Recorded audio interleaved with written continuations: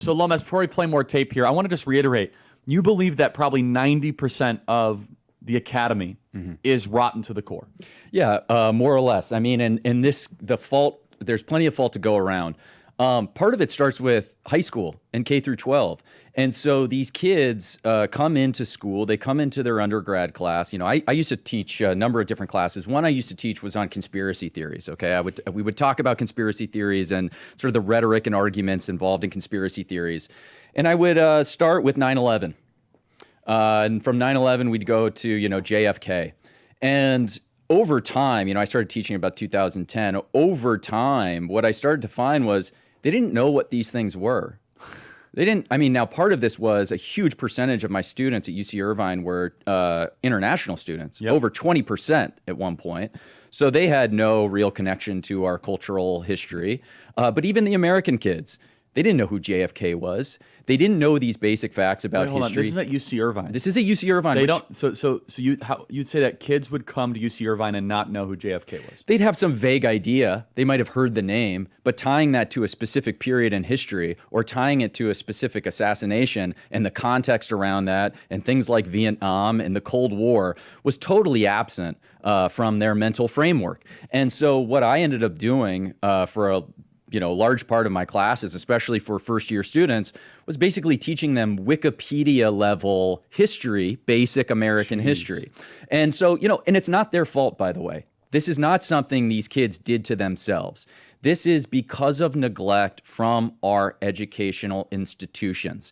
And a lot of this comes out of the educational graduate programs that determine curriculums for state-wide schools.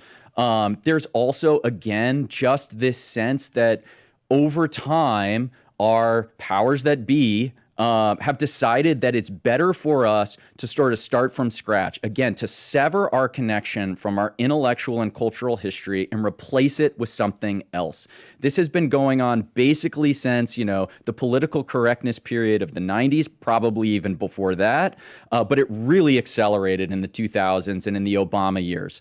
And this has a drastic effect on the students when they come in. So by the time they get to college, they're not ready to absorb and get anything out of the material that perhaps you and I got in college, and certainly from generations before got out of college. They're playing catch up all the way through. And then you add that to the fact that their instructors and the people who now run the colleges are almost exclusively one-dimensional ideologues. Across the board. It is very rare, and someone like me, I just kind of sit in the back and keep my mouth shut. I don't say anything. There's nobody to the right of Barack Obama circa 2008. That's about as far right as you're going to get. And so this one-dimensional ideological trajectory doesn't produce any kind of education per se. What it is ideological instruction. They are trying to impose their beliefs and political agenda on these students, and anybody who deviates from that even a little bit learns very early on there's consequences for it. So if I want to get a good grade, I just repeat back to my teacher what they want. That's exactly right. And so what should a college be in the ideal? College means partnership in original Greek. So, I have my own view of what college should be. It may not match up with everyone else's. I don't think that college needs to be a place where it becomes the default next step for every kid who graduates from high school. Yeah. I think it's great if people want to pursue a higher education, they absolutely should. But we should construct a system where kids are given an opportunity that doesn't reflect on their value or moral worth, where they can be funneled into vocational training or even like very high-end career paths.